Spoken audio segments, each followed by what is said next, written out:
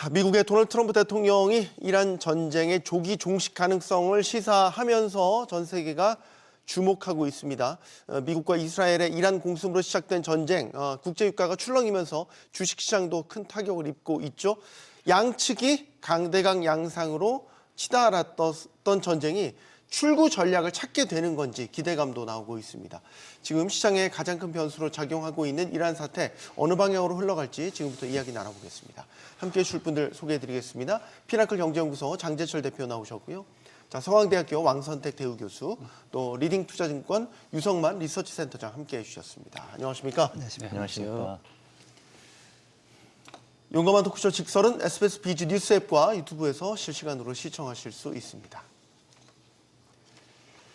트럼프 대통령이 이란과의 전쟁이 계획보다 훨씬 빠르게 진행되고 있다면서 조기 종료 가능성을 주장했습니다. 트럼프 대통령은 그동안 무조건 항복 후 국가 재건 수준까지 이야기를 했었는데 사실상 좀 느닷없는 전쟁 종식 발언이다 이런 이야기도 있습니다. 일단 이게 어느 정도 우리가 근거를 갖고 무게감을 갖고 해석을 해야 되는 건지 교수님 좀 헷갈립니다. 트럼프 대통령은 뭐 자기 발언에 대해서 굳이 뭐 근거를 설명할 필요가 없는 사람이죠. 전쟁을 종결할 건지 말 건지를 결정하는 결정자이기 때문에 그 사람이 어떤 말을 하면 그 발언의 이제 배경을 우리가 해석할 수 있겠으나 근거에 대해서 말할 필요는 없고, 트럼프 대통령이 현재 조기 종결에 대해서 언급을 했고 조기 종결을 하겠다, 할 것이다, 될 것이다 이렇게 말을 했기 때문에 그 말에 대해서 지금까지와의 상황이 다른 상황이 전개됐다 이렇게 받아들이면 될 것 같습니다.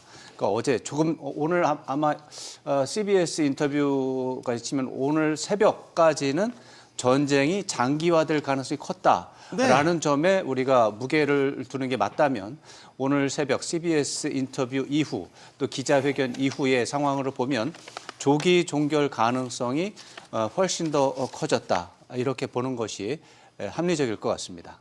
그러니까 교수님 궁금한 게 조기 종식할 수 있다는 게 의지적인 부분을 담은 것인지 정말로 지금 상황이 조기 종식을 향해서 정말로 한 발 한 발씩 가고 있는 것인지.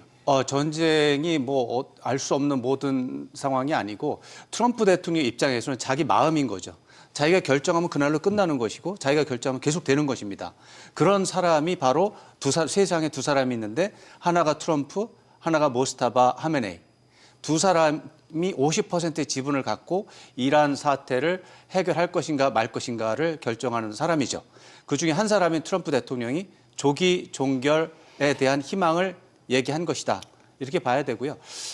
그 이유, 이제 아까 말씀드린 것처럼 우리는 왜 저 사람이 갑자기 하루 사이 밤 사이 말을 바꿔서 장기전으로 할 것 같고 뭐 무조건 항복 이런 얘기하던 사람 왜 저러나 이렇게 해서 배경을 분석할 수는 있겠습니다만, 아마도 유가 충격이 전 세계적으로 확산이 되고 그것이 미국 주식시장에도 엄청난 파급 효과를 주고 그것이 다시 국내 정치적으로 중간 선거 결과를 우려한 미국의 공화당 인사들이 트럼프 대통령에 대해서 적극적인 설득 작업을 했다. 이렇게 해석을 할 수 있고요. JD 벤스를 비롯한 트럼프 대통령의 최측근 참모들은 전쟁이 장기화되는 시나리오는 받아들일 수 없다라고 하는 건의를 했다고 우리가 분석을 할 수 있습니다. 그것을 받아들인 거고요. 트럼프 대통령은 전쟁을 끝내는 거에 대해서는 사실 전혀 선호하지 않는 것으로 여전히 생각이 돼요. 기자회견 내용을 보면 70%는 조기 종결을 한다는 말이 있지만 30% 정도는 더 공격할 수 있다. 이런 메시지가 또 들어 있습니다. 그래서 초기에는 이게 과연 조기 종결 메시지냐, 공격을 더하겠다는 메시지는 왔다 갔다 했지만 지금에 와서는 정리가 됐습니다. 조기 종결 쪽으로 트럼프 대통령이 상황을 이끌어가고 있다라고 해석하는 게 합리적입니다. 근데 외신을 통해서 이제 접하는 트럼프 대통령의 어떤 발언이나 이런 것들을 보면 조금 방향이 이제 왔다 갔다 한다는 느낌이, 이전에 했던 거는 전쟁 종료 시점을 사실 이스라엘과 공동으로 결정하겠다라고 이야기를 한 거잖아요. 그러면 이제 여기에서 우리의 전제는 그럼 이 이야기 조기전 종료 가능성을 언급한 거는 이스라엘 네타냐후 총리와 이야기가 된 것인지, 아니면 그걸 이젠 또 배제하고 그냥 독자적으로 결정을 이렇게 한 것인지, 원래 이스라엘과 공동으로 이 전쟁을 일으켰기 때문에 그렇죠. 일종의 공동 운명체처럼 지금 생각되는 건 아닙니까? 트럼프 대통령이 공동 운명 네타냐후 총리하고 공동 운명체다라는 말을 들으면 기분이 굉장히 불쾌할 겁니다. 그럴까요? 본인 자신은 이제 황제처럼 생각이 되고 네. 네타냐후는 아마 그것보다 한 단계 낮은 사람으로 생각을 할 테니까 공동 운명체는 아닌 것 같고요. 트럼프 대통령은 이번 상황에서 분명히 네타냐후 총리의 의견을 많이 반영하는 것으로 생각이 됩니다. 다만 그렇지만 미국의 국내 정치 차원에서 J.D. 벤스 부통령이라든가 네. 공화당의 최고 수뇌부라든가 아니면 중간 선거를 걱정하는 공화당의 많은 정치 지도자들의 말을 무시할 수 없을 겁니다. 그런 차원에서 초기에는 네타냐후 총리의 말을 듣고 결정을 했는지 모르겠는데 이 지금에 와서는 더 이상 네타냐후 총리의 말만 듣고 전쟁을 계속할 수는 없다. 일단은 좀 브레이크를 걸 필요가 있다. 이렇게 판단한 것으로 해석할 수가 있겠습니다. 물론 네타냐후 총리는 지금도 아마도 전쟁을 계속하지 않으면 안 된다. 계속해야 된다라고 설득하고 있을 겁니다. 네. 그런 부분 때문에 트럼프 대통령의 새벽 기자회견을 보면 다소 여지가 남겨져 있지만 전체적으로 보면 조기 종결을 하지 않을 수 없는 상황을 인식했다고 판단할 수 있습니다. 하나만 더 네. 여쭤보고 싶은 거는 이란이 만약에 장기전으로 가겠다. 네. 라고 마음 먹고 버티기 모드로 간다면 쉽게 끝낼 수 있겠어요. 안 되죠. 그거는 제가 아까 말씀드린 것처럼 이란 사태를 종결할 것이냐 말 것이냐를 결정하는 사람이 두 사람입니다. 네. 하나가 트럼프, 하나가 모스타바 하메네이. 차기 지도자로 이제 이미 네. 제3대 최고 지도를 들어왔습니다. 네. 이 두 사람이 결정을 해야 되는데 트럼프 대통령은 조기 종결을 이미 이제 언급을 한 것이고요. 그러나 모스타파 하메네이가 어떤 결정을 할지는 지켜봐야 됩니다. 모스타파 하메네이는 이번 트럼프 대통령의 공격으로 자기 아버지, 부인, 뭐 어머니, 뭐 그것도 자기 누이의 남편 이 엄청난 일가족의 떼죽음을 당했기 때문에 네. 아마도 그런 것을 보면 감정적으로 복수에 불타지 않을까라는 추측을 할 수가 있습니다. 네. 이란이 다 부서져도 세계가 부서져도 복수를 하겠다 이런 마음을 가진다면 장기전에 대한 생각도 할 텐데 다만 지금 군사적으로 이란이 너무나 열세에 있습니다. 전쟁이 지속되면 지속될수록 트럼프 대통령은 도덕적으로 문제가 있을 수 있겠지만 군사적으로는 이란이 망하게 돼 있습니다. 그럴 때 모스타파 하메네이는 아마도 지금의 상황을 일단은 좀 넘어가서 뭐 몇 개월이든 몇 년 뒤에 다시 힘을 모아서 그때 복수를 하는 것을 생각할 수도 있습니다. 네. 그런 차원에서 모스타바 하메네이가 지금 숙고할 것으로 생각이 됩니다. 네. 과연 여기서 그냥 합의를 해서 종전을 할 것인지 아니면 그냥 다 부서져도 좋으니까 단 한 사람이라도 뭐 어떻게 뭐 트럼프 대통령에게 위해를 가할지 아마 모든 사람들이 앞으로 며칠 동안 2, 3일 동안 모스타바 하메네이의 반응을 지켜볼 것으로 생각합니다. 네. 장재철 대표님, 트럼프 대통령이 전쟁 곧 종식될 거다라고 이야기했으니까 이제 우리 금융시장의 전쟁 공포는 잦아들까요? 그랬으면 좋겠는데 제 생각으로는 그러지 않을 것 같은 생각이 좀 듭니다. 왜냐하면 네. 전쟁이 종식이 됐다고 해서 중동 호르무즈 해협에서의 긴장이 빨리 완화되겠느냐. 지금 우리가 전쟁을 이렇게 우려하는 이유는 바로 유가 때문에 그런 거잖아요. 네. 근데 이 유가 이슈가 지금 우리가 다 예상하는 것이 호르무즈 해협이 봉쇄가 되면서 산출량을 줄이게 되는 과정으로 가잖아요. 네. 그래서 이게 빨리 해결이 안 될 때는 모든 전문가들이 예상을 할 때 이게 유가가 뭐 지금 100달러 올라갔다가 80달러로 내려왔지만 제가 볼 때는 이게 길어지면 다시 또 100달러 이상으로 넘어갈 수 있는 그런 상황이 될 것 같아요. 그리고 앞에서 교수님 얘기하셨듯이 새로운 이란의 지도자가 미국이 전쟁을 끝난다고 해도 과연 자기네들이 전쟁을 끝내거나 아니면 긴장을 바로 없앨 것이냐 그러지 않을 것 같고요. 특히 이스라엘 같은 경우에는 이번 전쟁을 이렇게 시도한 이유가 자기네들이 생각할 때는 이란이 가장 지금 체제가 약하다고 생각을 했던 상황이고 이번에 정권을 바꾼다는 계획을 가지고 있었잖아요. 그래서 트럼프 대통령이 좀 한 발 물러난다고 하더라도 아마 이스라엘을 설득해서 긴장을 완화시키기까지 좀 어렵지 않느냐. 저는 개인적으로 이런 생각을 해서 긴장은 계속 지속이 될 것이다. 그리고 유가는 지금 100불까지 올라갔다가 80달러로 내려와서 안심은 하지만 네. 사실 앞에서도 이제 말씀하셨지만은 80달러도 굉장히 부담스러운 수준이거든요. 네. 왜냐하면 올해 평균 유가 전망을 60달러 초반대에서 해놓고 경제 전망을 했는데 그거 대비 지금 뭐 30% 정도 이상 올라온 거잖아요. 여기서 추가적으로 또 100달러 수준까지 올라간다고 하면 굉장히 부담스러운 수준이다. 그래서 계속 우리가 이 상황을 지켜봐야 되는 그런 때라고 봅니다. 네. 유성만 센터장님, 예. 지난주부터 해서 사실 전쟁 공포로 인해서 시장이 뭐 천당과 지옥을 왔다 갔다 뭐 예. 극심한 변동성 장세를 보였지 않습니까? 예. 그러니까 이제 트럼프 대통령이 전쟁이 곧 끝날 것 같다라는 발언을 했으니까 예. 이 극심한 이 변동성의 공포에서 좀 벗어날 수 있을까? 어떻게 전망하십니까? 일단 결론부터 말씀드리면 쉽지 않을 것 같습니다. 쉽지 않을 것 같습니다. 어제는 완전히 폭락 분위기고 또 오늘은 웬만한 그 문제가 해결될 듯한 분위기고 이런 W자인데 그러니까 길게 보면 지나고 나면 W자 박스권 장세인데 네. 지금 당장은 각도가 매우 큰 V권입니다. 네. 그래서 일단 보면요. 3월 달에 들어서 코스피에서는 벌써 2번이나 서킷 브레이커가 발동된 정도면요. 뭐 유동성 경색이나 마진콜 패닉셀링이 겹친 이런 강제 언와인딩 국면이라고 지금 볼 수가 있습니다. 그래서 이런 구간에서는 이 펀더멘탈보다도 이런 강제 매도가 지수를 끌어내리기 때문에 이 밸류에이션상 이런 좀 이론적 논리보다는 좀 이렇게 좀 더 논리적 하단보다는 그보다 더 아래로 언더슈팅하는 그런 경우가 훨씬 더 지금 많은 구간입니다. 그래서 이제 최근을 보면 이런 기관 외국인들의 선물, ETF 뭐 이런 포지션 청산과 신용반대 매매가 이렇게 급등하면서 낙폭이 커졌고 여기다 이제 V 코스피 이제 변동성 지수죠.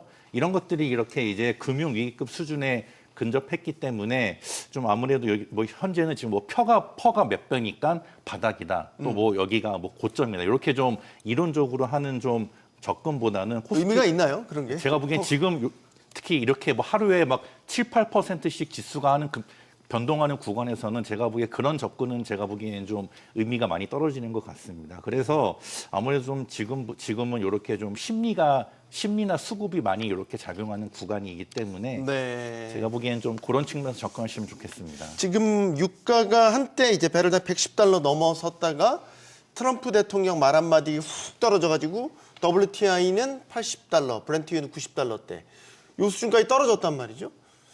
그럼 이게 되게 민감하게 잘 반응하네요. 그럼 이제 만약 전쟁이 정말로 종료 수순으로 간다. 그럼 예전 수순으로 확 돌아갈 수 있을까요? 60달러 중반, 70달러 요 수준까지 말이죠. 그렇게 돌아갈 수 있다 그러면 되게 좋을 것 같습니다. 그런데 지난 2022년에 러시아 우크라이나 전쟁 났을 때 브렌트유 가격이 배럴당 135달러까지 갔잖아요. 2월 달에. 그리고 여름에도 100달러 수준을 유지했습니다. 그때도. 그러니까 올라갔다가 좀 안정해서 내려오지만은 한번 이렇게 시장에서의 히스테리가 발생이 되면 네. 어느 정도 높은 수준을 유지하는 게 어떤 그 뭐라 그럴까요? 경향이 있다고 우리가 내려가는 속도가 더디군요. 그렇죠. 올라가는 속도보다. 올라갔다가 긴장 상태가 완화된다고 해서 이전 상황으로 확 안 가니까 좀 높은 수준을 유지할 수 있고요. 이게 이제 앞에서 말씀드렸던 대로 중동 지역에서의 어떤 지정학적 리스크가 그 이전 상태로 돌아가긴 지금 어렵잖아요. 네. 그러니까 이런 리스크 프리미엄이 어떻게 해서든지 유가에 반영될 수밖에 없는 상황이다. 그래서 이게 우리가 지금 60달러대로의 유가 환원이 그렇게 쉽지 않을 수 있다라고 저는 가능성을 좀 높게 보고 있습니다. 이거는 센터장님께도 의견을 좀 듣겠습니다. 전쟁만 종료 분위기로 간다. 그럼 유가가 더 확 떨어질 거냐? 일단 전쟁이 종료된다고 해서 말씀하신 대로 이전처럼 막 60달러 수준으로 돌아가기는 쉽지 않을 것 같습니다. 그건 두 분이 같은. 일단 결론부터 말씀드리면 설령 전쟁이 종료되는 분위기가 올지라도 한 대략 한 80달러 있지 않습니까? 네. 80달러 전후에서 대략 이렇게 앞으로 횡보할 것으로 보이고 결론부터 말씀드리면 원래는 60달러 수준이었는데 그 하단의 수준이 약 80달러 정도로 20달러 정도 오른 상태에서 당분간 지속될 것으로 전망하고 있습니다. 알겠습니다. 그만큼 트럼프 행정부, 그러니까 트럼프 대통령이 어떻게 보면 좀 마음을 바꾸게 된 계기도 유가 부담 이런 것들이 많이 작용했다고 볼 수 있겠습니까?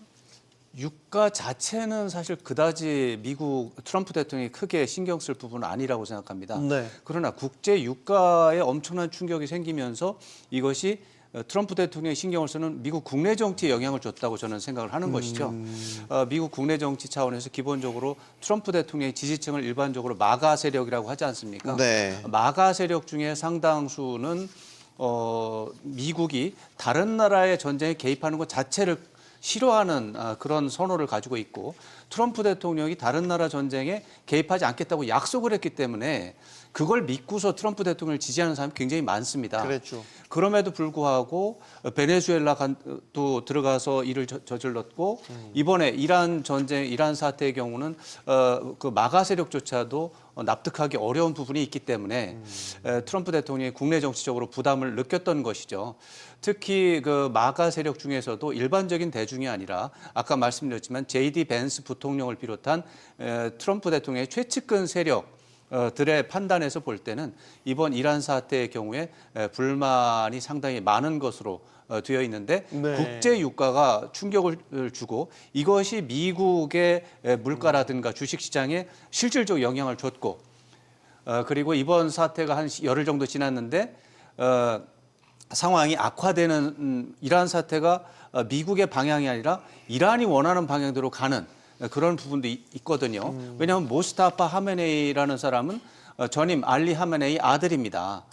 정권 교체를 위해서 알리 하메네이를 말하자면 이제 죽였는데 그것을 끝난 줄 알았더니 아들이 되면서 이란은 우리는 뭐 체제가 바뀐 게 아니고 그대로 간다라고 하는 입장을 보이고 오히려 더 강경한 자세를 보이고 있기 때문에 오히려 전쟁의 효과가 나지 않는 상황이 벌어지고 있는 거죠. 미국 국내 정치적으로 트럼프 대통령이 반발, 반대, 불만을 해소하기 어려운 이런 국면에 있는 것입니다. 그런 차원에서 트럼프 대통령이 오늘 제가 볼 때는 굴욕적인 기자회견을 한 것입니다. 트럼프 대통령 오늘 기자회견 35분이었거든요. 네. 트럼프 대통령 최근에 한 기자회견 중에서 제일 짧은 기자회견입니다. 트럼프 대통령은 뭐 최근에 가장 짧은 것도 1시간대였고요. 2시간을 넘기는 경우도 있고요. 지금은 전쟁에 관한 이야기이기 때문에 트럼프 대통령은 전쟁과 관련해서 자기가 신이 나서 이야기하는 스타일이거든요. 네. 35분 가지고 말도 안 되는 짧은 기자회견이에요. 그렇게 하는 빨리 끝낸 이유는 자기가 원하는 말을 못 하는 것이죠. 그렇죠. 이 네. 하고 싶은 말이 많았다면 무조건 한 항복을 시간이나 2시간이나 할 텐데. 원한다. 모스타파 하메네이는 내가 원하던 지도자가 아니다.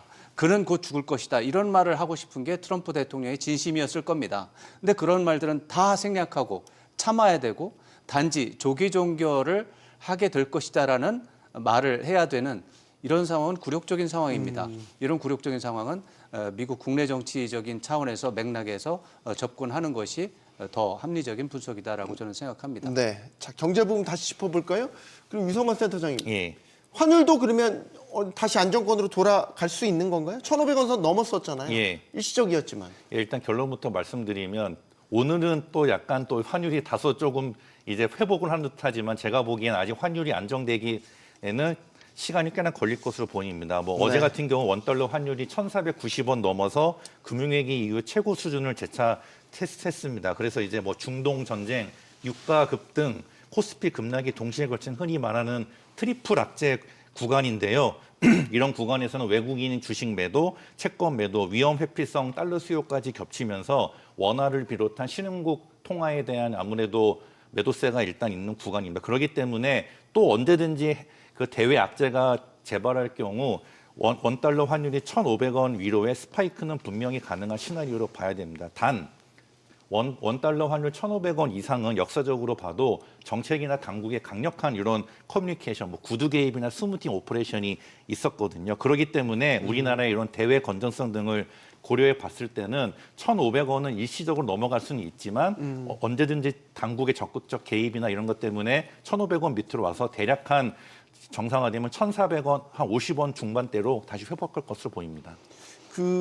이번에 전쟁 기간 지난주 한참 격전이었을 때 네. 주요국 통화 대비 이제 달러랑 비교를 해봤을 때 우리가 조금 더 같이 절하가 좀 더 컸더라고요. 네, 변동성이 컸죠. 우린 늘 그러네요. 이런 식의. 아마도 한국이 그 원유의 대의존도가 높은 상황이니까 70% 이상 되잖아요. 그러니까 중동의 의존도가 일본은 90% 이상입니다. 그렇지만 우리보다 변동성이 작은 이유가 일본 엔화는 기축통화니까 그런 데서 좀 혜택을 보고 있고요. 아무래도 유가가 올라가면 무역 수지나 경상 수지가 줄게 되고 그렇게 되면 국내로 들어오는 달러가 상대적으로 또 축소가 되고 그러면 달러가 희귀해지니까 또 달러가 강해질 수밖에 없는 거죠. 네. 근데 이제 문제는 우리가 달러당 원화 환율 1,500원에 대한 이제 걱정을 많이 하고 있는데 사실 이게 걱정할 이슈인가라고 다시 한번 생각해 봐야 될 것 같아요. 왜냐하면 네. 우리가 계속 이 달러 원 환율에 대한 논의를 할 때 이게 구조적으로 변했다는 얘기를 많이 하잖아요. 과거에는 우리 뭐 기관도 그렇고 개인도 그렇고 해외 투자가 적을 때는 문제가 안 됐었는데 기조적으로 돈이 많이 이제 달러나 외화가 외국으로 반출되는 상황 내에서 달러 원 환율을 과거에 그렇지 않았을 때 달러당 뭐 1,200원, 1,300원대와 지금 1,400원대를 비교하는 건 맞지 않는다고 생각을 하고 있고요. 그리고 지금 1,450원에서 1,500원으로 넘어가는 거는 우리 지금 시장의 변동성, 주식시장 변동성에 비해서 보면은 너무 작은 거예요. 그래서 제가 볼 때는 유가와 환율로만 본다고 하면 유가가 배럴당 80에서 100달러 수준일 경우에는 1,480원 정도 수준에서 움직일 수가 있고요. 네. 이게 다시 100달러 이상으로 넘어갈 때는 1,500원을 넘길 수 있는 시장의 변동성을 감안하면 그렇게 움직일 수 있고요. 이게 왜 걱정을 해야 되는지를 우리가 다시 봐야 된다는 말씀을 드리는 이유는 환율이 이렇게 올라감에도 불구하고 과거와는 달리 외환 건전성이 상대적으로 괜찮다는 거죠. 외환 보유액이 뭐 4,200억 달러를 넘고 있고 우리나라의 대외 순자산이 1조 달러를 넘고 있고 네. 그래서 달러가 우리 한국의 외환 시장의 위기 시에 구조적으로 부족할 수 있는 상황은 아니다. 네. 그래서 이 우리가 레벨이 높아진 거는 우리의 외환 수급의 구조 변화를 반영한 것이지 과거처럼 환율이 1,500원을 넘어갔다고 해서 우리가 옛날처럼 긴장을 할 필요는 없지 않는가 이렇게도 좀 조심스럽게 생각을 합니다. 알겠습니다. 자, 이란 정권은 트럼프 대통령의 공개 반대에도 지난 공습으로 숨진 하메네이의 차남 모즈타바 하메네이를 최고 지도자로 선출했다 공식 발표했습니다. 관련 목소리 듣고 이야기 이어가겠습니다.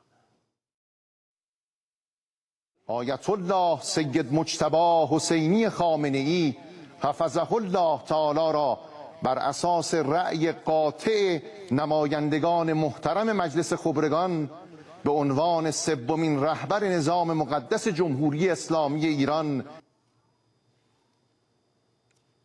안 교수님, 네. 그 모츠타바 하메네이 최고 지도자로 선출이 됐는데 아직 모습을 드러내지 않고 있어요. 그렇죠. 어디 있는지 모르겠어요. 그렇죠. 지금 그래서 그런 모습을 것도 약간 좀- 의문이긴 한데 이게 이제 그 여러 이유 중에 하나가 또 트럼프 행정부 이번에 지난 하메네이 네. 제거 작전처럼 네. 또 타깃이 될 수 있다라는 이제 물론이죠. 우려도 네. 걱정도 있는 거죠. 그러니까 지금은 모습을 드러내지 않고 지금 상황을 관망하고 있는 것인데 트럼프 대통령이 이제 뭐 며칠 전에도 공언한 것처럼 네. 자기가 원하는 사람이 아닌 사람이 최고 지도자가 되면 죽을 수 있다, 네. 죽을 것이다 이렇게 이제 협박을 했죠.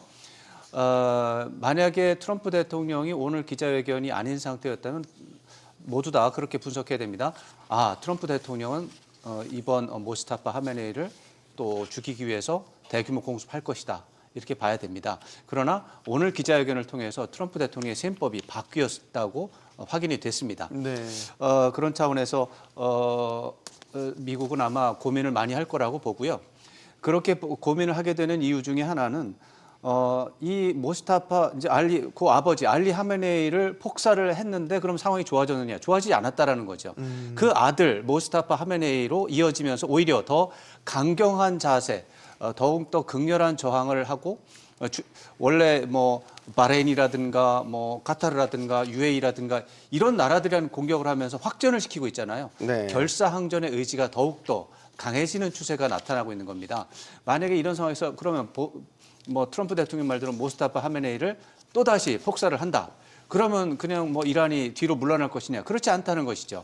그러면 4대 최고 지도자가 다시 나타나서 더 격렬한 어떤 군사작전을 펼 것으로 예상이 되기 때문에 고민을 할 수밖에 없는 것이고 또 하나 포인트는 전임 알리 하메네이의 경우는 지난해 6월에 이스라엘과 미국의 폭격으로 죽을 뻔한 위기가 있었는데 이제 네. 생존을 한 것이죠. 예. 그 이후에 미국과 이스라엘이 계속해서 폭사를 준비한다는 걸 알고 있으면서도 대비를 하지 않고 태연하게 자기 일정을 수행했다는 겁니다.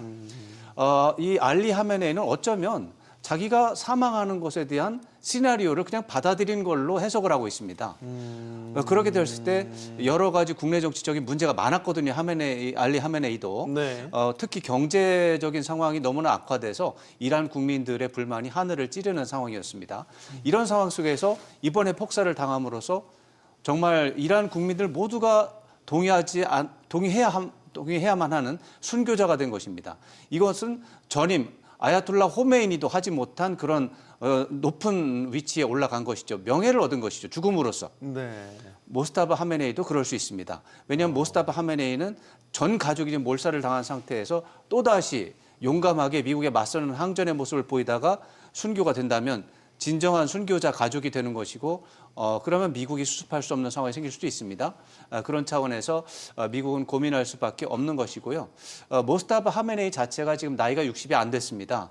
앞으로 20년 이상 이란을 이끌고 가야 되는 최고 지도자입니다. 그랬을 때 이 위기를 극복을 하고 생존을 해서 아마도 국가를 다시 부흥시켜서 진정한 복수에 나서는 것이 더 좋지 않는가 이런 계산을 할 수도 있거든요. 그러면 협상이 됩니다. 그러면 어쩌면 앞으로 2, 3일 안에 국면이 진짜 급진전될 수가 있습니다. 그런 상황도 존재하기 때문에 미국은 조심할 수밖에 없는 것이죠. 속보를 좀 전해드려야 될 것 같네요. 지금 모츠타바가 공습으로 부상을 당했다는 이제 보도도 있었고요.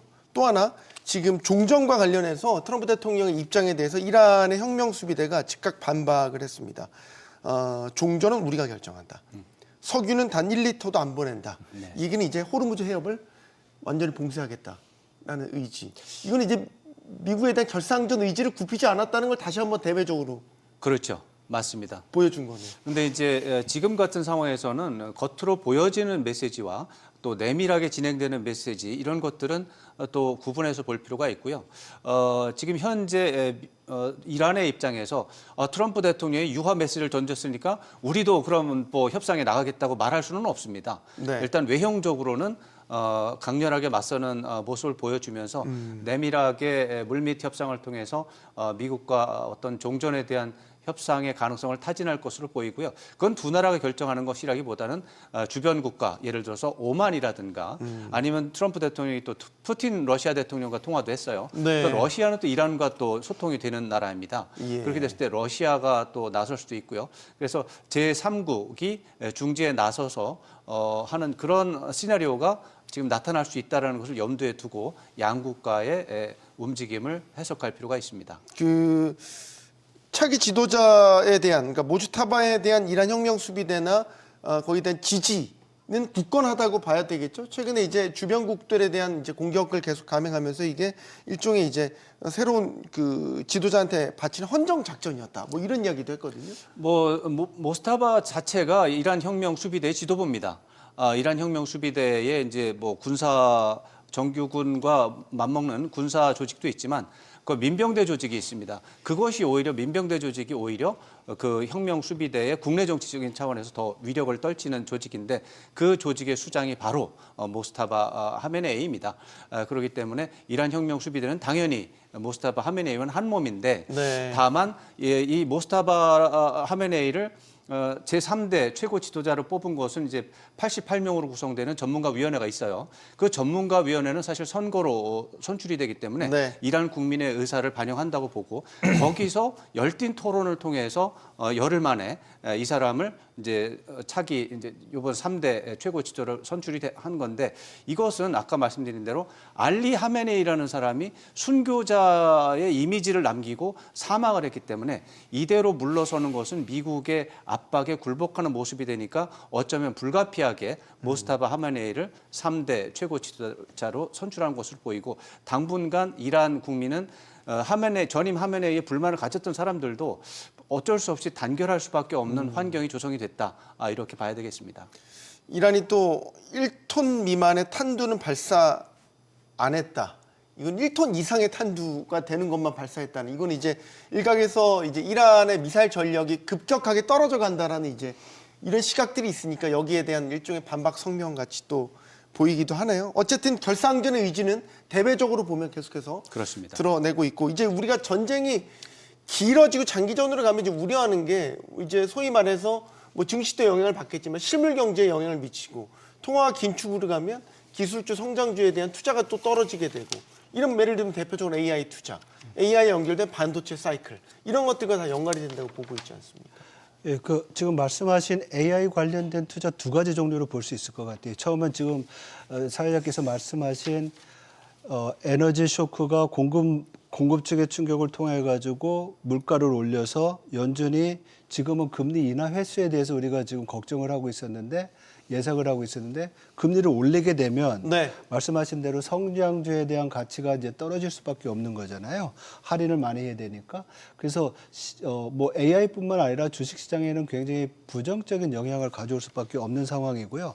두 번째는 뭐냐면, 이 에너지 가격이 올라가면 데이터 센터 등 AI의 어떤 인프라에 대한 전력 비용이 많이 들어가잖아요. 네, 그렇죠. 그러니까 아무래도 전력에 대한 그 비용이 올라가게 되면 투자 규모를 줄일 수밖에 없는. 왜냐하면 들어오는 레베뉴나 아니면 펀드 풀이 있는데, 이거에서 전력 비용을 많이 쓰게 되면 투자 여분이 줄 수밖에 없잖아요. 네. 그래서 이러한 두 가지 채널을 통해서 AI 관련된 충격이 갈 수 있을 것 같아요.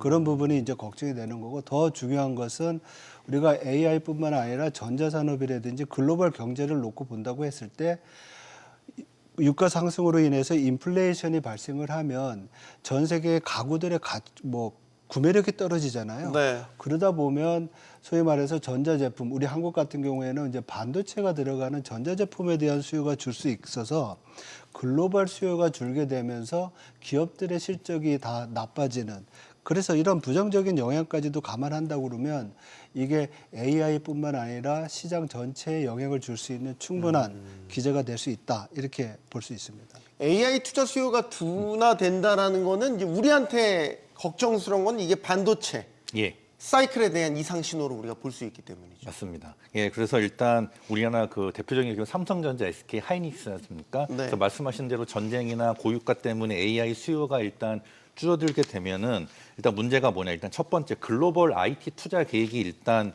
일부 연기가 됩니다. 뭐 이번 전쟁난 중에 아랍에미레이트 있지 않습니까? 이런 데는 뭐 이제 중동에 뭐 데이터 센터 허브, 뭐 AI 허브 이런 걸 하겠다고 해서 앞으로 중동 지역에서 데이터 센터 AI 수요가 늘어나니 당연 반도체 칩 수요가 늘었겠네 했는데, 이번 전쟁을 보면은 이런 식으로 되면 과연 아랍에미리트나 뭐 사우디아라비아 이런데 AI나 데이터 센터를 지어도 네. 안전할까? 예, 이런 이제 근본적 의문이 들게 됩니다. 그게 있고, 두 번째 또 이제 주식시장 위험 회피로 인한 주가 변동성 확대 역시나 피하기 어렵거든요. 네. 이런 상황에서 봤을 때 이런 전쟁으로 인한 AI 수요 둔화나 소비 여력 감소에 의한 이런 그 전자제품 및 IT, 뭐 반도체 수요 둔화는 분명 부정적인 이슈인 것은 맞습니다. 네. 보도를 또 하나만 전해드리면 이거는 짚고 가야 될 것 같아서요. 이란이 미국과 이스라엘 외교관을 쫓아내는 국가들을 향해서는 호르무즈 해협 통과를 허용하겠답니다. 그러니까 호르무즈 해협 유조선 지나가게 하고 싶은 국가는 미국과 이스라엘 외교관을 이제 방출해라, 추방해라. 네. 되게 이제 뭐 감정적인 다소 이제 이런 느낌도 들고. 감정적이라기보다는 이란은 군사적으로 미국이나 이스라엘의 압도적인 군사력에 의해서 지금 괴멸적인 피해를 입고 있는 상황입니다. 네. 생존을 위해서 무엇이든 다 해야만 하는 상황이고요. 그렇기 때문에 UAE라든가 바레인이라든가 카타르라든가 주변 중동 국가에 대한 공격을 하지 않을 수 없는 그런 굉장히 취약한 입장에 있고요. 지금 뭐 트럼프 대통령의 메시지를 이제 이란에서도 굉장히 정밀하게 분석을 할 텐데, 아마 협상이 가능할 수도 있다고 판단하면서 협상을 하게 될 때 더 좋은 조건으로 협상을 하기 위한 그런 시도가 필요하다라는 판단을 한 것 같습니다. 네. 역시 그건 미국도 마찬가지입니다. 트럼프 대통령이 오늘 조기 종결에 대한 입장을 말은 했지만 네. 필요하다면 더 추가 공격이 있을 수 있다고 분명히 얘기를 했고요. 그런 것들은 앞으로 있을 수 있는 협상에서 좋은 조건으로 합의를 봐야 되겠다라고 하는 자연스러운 그런 계산의 발로라고 봐야 됩니다. 그런 차원에서 뭐 이란, 미국이나 이스라엘 외교관 추방하면은 뭐 이렇게 하겠다라고 하는 건 전 세계적으로 지금 이란 사태와 관련해서 모든 나라를 피곤하게 만들어서 미국에 대해서 전쟁을 끝내라고 압박하라라고 하는 그런 심리전의 일환으로 봐야 되겠습니다. 네. 자, 우리 입장에서는 전쟁이 길어지면 이제 유가에 대한 노출도 위험도가 높아지기 때문에 뭐 물가도 걱정이지만 성장률에도 치명타가 될 수 있다. 올해 한국은행 물가 목표치 2%로 잡으면서 딱 잠재 성장률 수준으로 이제 회복될 거다라는 원년이었는데 변수가 터졌어요. 그렇죠. 지금 한국은행이 올해 성장률 지난번에 약간 소폭 상향 조정하면서 2.0% 성장 예상했고 소비자 물가 상승률은 2.2% 전망을 했죠. 네. 근데 여기에 기초가 되는 유가가 64달러였어요, 배럴당. 이게 지금 뭐 80달러 수준으로 왔고 앞에서 말씀드린 대로 만약에 100달러 수준까지 올라간다고 하면 성장률이 보통 0.8%포인트 떨어질 거로 보여요. 유가가 지금 64달러에서 100달러로 올라간다고 하면 성장률은 0.8%포인트 내려오고 인플레이션은 1.1%포인트 올라갑니다. 그러면 성장률이 1.2%, 소비자 물가 상승률은 3.3%. 어휴. 근데 굉장히- 만약에 130달러가 되면 성장률 0.5% 되고요. 그리고 소비자 물가 상승률은 4.2% 됩니다. 그러니까 우리나라 성장률이 지금 수준에서 올해 평균이 0.5%가 된다고 그러면 전기 대비 성장률이 마이너스로 가야 되는 상황이 그러네요. 되죠. 그리고 물가 상승률은 2.2%에서 4.2%까지 올라간다고 보니까 스태그플레이션이 발생하는 거죠. 이게 단순히 이제 경제 모델에 의해서 추정된 겁니다. 그래서 제일 중요한 것은 연평균 물가 상승률이 130달러라면은 엄청 높은 거잖아요. 그렇죠. 그러니까 이게 호르무즈 해협이 지금 이란이 얘기하는 대로 일부만 한다든지 어쨌든 간에 이 기간이 한 달 이상 지속이 된다고 그러면 많은 전망기관들이 그 기간 동안에 배럴당 유가는 130달러 정도 올라갈 수 있다고 보고 있거든요. 네. 그래서 이 기간이 오래된다고 하면 지금 말씀드렸던 성장률 둔화와 물가의 추가적인 상승, 그래서 스태그플레이션의 현상들이 일정 시간 나타날 가능성이 있다는 점을 염두에 둬야 될 것 같습니다. 네. 자, 제가 자꾸 전해드려 죄송한데 국방부가 또 다른 미 국방부는 또 다른 이야기를 싸움은 이제 막 시작했다. 그래서 전쟁 목표나 종료 시점이 여전히 불투명하다라는. 그러니까 제가 여쭤보고 싶은 미국 정부 내에서도 부처마다 좀 국무부 다르고 국방부 다르고 보좌진들 다르고 부통령과 대통령의 생각이 또 약간씩 다른. 약간의 일종 미 정부 내에서도 헤게모니 싸움 같은 게 있는. 헤게모니 싸움은 아니에요? 없습니다. 헤게모니 싸움은 없고. 근데 왜 국방부가 이런 입장을? 내 지금 이제 트럼프 대통령의 기자회견을 제가 말씀드릴 때 두 가지 메시지가 있었다고 말씀드렸잖아요. 네. 하나는 조기 종결에 대한 입장을 말하는 것이고 또 하나는 필요하다면 추가 공격을 계속하겠다라고 하는 강경 메시지가 들어 있어요. 7대3 정도로 비율로 되어 있습니다. 그리고 강경한 메시지 자체는 사실 큰 의미가 없는 말이었습니다. 왜냐하면 그것은 기존에 하던 말하고 동일했기 때문에요. 그러니까 오늘 기자회견의 트럼프 대통령 기자회견의 메시지는 조기 종결로 해석이 된 겁니다. 시장에서. 그러나 이것은 미국 정부의 입장에서 볼 때는 트럼프 대통령의 유화 메시지가 너무 강하게 나갔다고 본 것입니다. 그렇기 네. 때문에 다시 강경 메시지를 넣어서 중화를 시켜서 협상 국면이 왔을 때 유리한 상황에서 협상을 이끌어 나가고 무엇보다도 이란에 대해서 뭔가 이렇게 숨통을 열어주는 그런 행보는 좋지 않다고 본 겁니다. 네. 그러니까 굉장히 미국은 두 가지 목표. 이란에 대해서는 계속 공격을 한다는 메시지를 주면서도 시장, 세계 유가 시장 충격은 완화시켜야 되는 모순적인 목표를 달성하다 보니 기자회견에서 너무 과도하게 유화 메시지 갔다니 그러니까 지금 이제 반동을 넣어서 균형을 맞추려고 하는 것인데요. 제가 볼 때는 기본적으로 유가 충격에 대해서 미국 국내 정치적인 반발이 심했고 트럼프 대통령이 그걸 받아들여서 했는데 메시지에서 약간의 혼선이 있지만 기본적으로는 조기 종결적으로 해석하는 게 큰 줄기에서는 맞는다 이렇게 봐야 되겠습니다. 월스트리트저널은 또 트럼프 대통령 일부 보좌관들은 정치적 역풍을 부를 수 있다라고 우려하면서 트럼프 대통령에게 전쟁 출구 전략을 촉구하고 있다. 이런 보도도 나왔습니다. 그리고 또 트럼프 대통령이 얘기한 게 쿠바를 또 얼마 전에 언급을 했어요. 네, 그러니까 다음 타깃은 그럼 쿠바냐? 네. 어디까지 이거를 전장을 넓힐 생각인 거냐? 이게 되게 갖가지 해석들이 나왔습니다. 하고 연결이 되어 있는 얘기입니다. 네. 트럼프 대통령의 최측근 참모들은 마가 성향이 많습니다. 네. 마가 성향을 가진 미국의 유권자들은 미국이 다른 나라의 일에 개입하지 말아라. 뭐 이란에서 뭐 그런 독재를 하든 말든 왜 신경을 쓰냐? 이스라엘이 알아서 하라. 이런 식의 이제 입장을 가지고 있는데 이번에 그렇게 됐고요. 네. 그래서 내부적인 반발이 있는데 거기서 예외가 있습니다. 서반구만큼은 확실하게 헤게모니를 장악을 해야 된다는 겁니다. 서반구는 북미, 중미, 남미, 아메리카 대륙을 북쪽, 남쪽 다 합치는 말이 서반구라는 말이거든요. 네. 그 서반구만큼은 미국이 확실하게 주인 노릇을 해야 된다라는 것이 또 마가 세력의 특징이기도 합니다.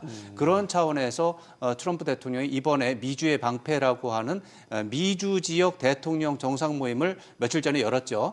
거기에서 다른 곳은 신경 안 쓰지만 서방군은 신경을 쓴다라고 하는 메시지를 주고 거기에 쿠바가 말하자면 서반구의 헤게모니를 미국이 보여줘야 되는데 쿠바가 동조하지 않고 있습니다. 네. 그렇기 때문에 예외적으로 미국에 협조하지 않는 쿠바에 대해서 트럼프 대통령이 뭔가 좀 해결하겠다는 말을 할 필요가 있는 상황인 거죠. 네. 미국 경제 상황은 어떻게 봐야 될까요? 센터장님, 지난주에 고용 쇼크였습니다. 92,000명 감소, 비농업 부문 감소했어요. 이게 15만 명 정도 예상치를 밑돈 거잖아요. 그러니까 오히려 5만 명 정도가 증가할 줄 알았는데 할 줄 알았죠. 반대로 9만 2천 명이 줄어서 말씀하신 대로 15만 명의 갭이 발생해서 오히려 충격이 있었습니다. 그래서 실업률도 4.4% 기록하면서 일단 고용 쇼크가 확인이 됐는데요.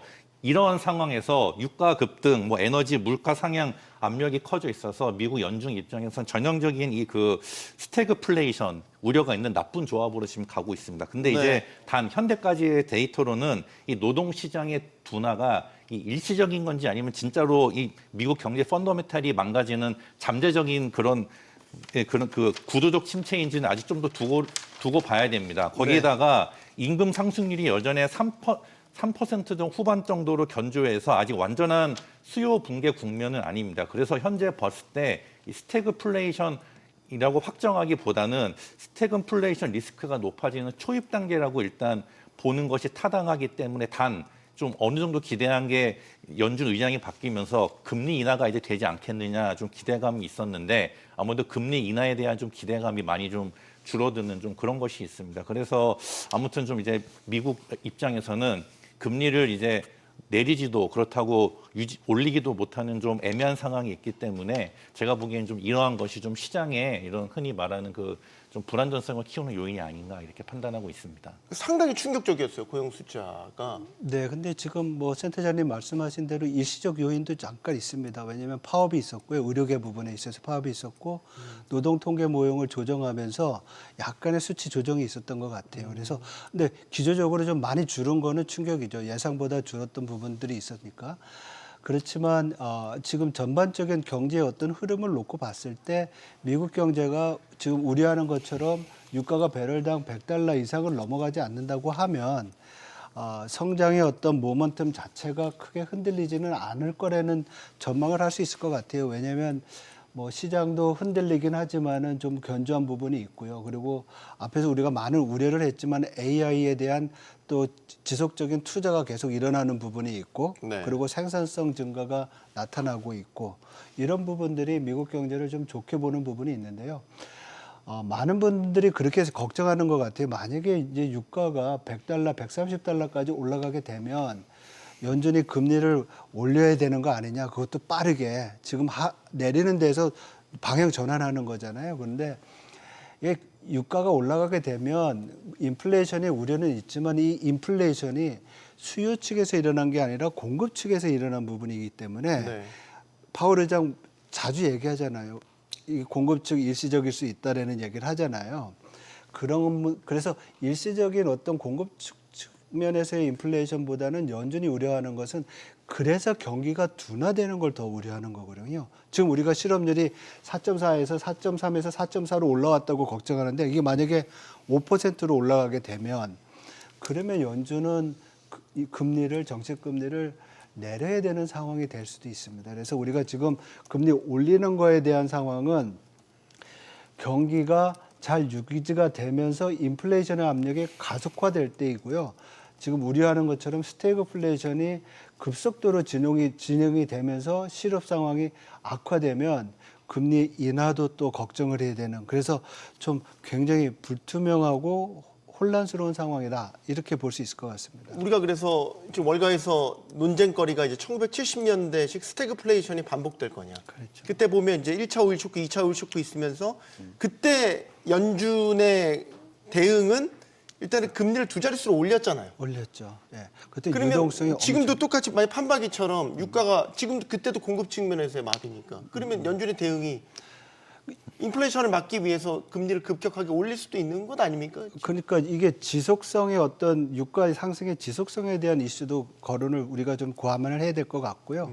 그렇지만 이 수요 측에서 일어나는 인플레이션 압력이 아니라 공급 측이라고 하면 이게 시간이 지나면은 줄어들 수 있는 거거든요. 그렇지만 경기 침체가 지속이 되면서 경제의 펀더멘탈을 나쁘게 할 경우에는 인플레이션이 안정된 다음에도 경기 회복이 어렵기 때문에 이럴 경우에는 금리 인하나 아니면 완화적 통화 정책 기조를 유지해야 될 필요가 있다고 생각을 합니다. 알겠습니다.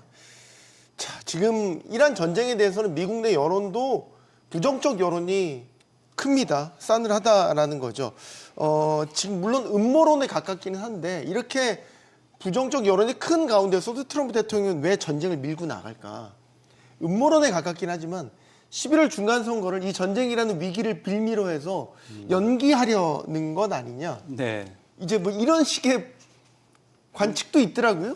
네, 뭐 미국의 로버트 단턴 교수라는 분이 이제 그런 말씀을 하시고. 근데 한편으로 생각하면 트럼프 대통령이니까 그렇게 할 것도 같기도 하고요.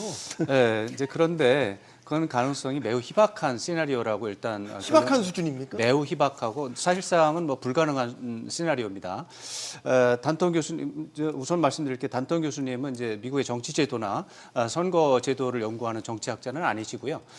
유럽의 역사를 전공하신 이제 역사학자십니다. 네. 그분이 학문적으로 굉장히 높은 하버드 대학 교수님이시고 굉장히 높은 존경을 받고 있지만 선거 제도에 대해서는 또 약간 또 다른 부분이 있고요. 또 하나는 미국의 이제 중간 선거를 이제 트럼프 대통령이 연기한다라는 건 미국 역사상 한 번도 없었고, 그게 그렇게 되려면 연방 법률을 개정을 해야 되는 문제가 있고요. 또 심지어 헌법도 개정을 해야만 됩니다. 헌법을 개정하지 않으면 중간 선거를 연기하는 것 자체가 무의미해지고 미국 국가 자체가 국가 기능이 마비될 수 있습니다. 왜냐하면 지금의 중간 선거를 11월에 하게 돼 있는데 네.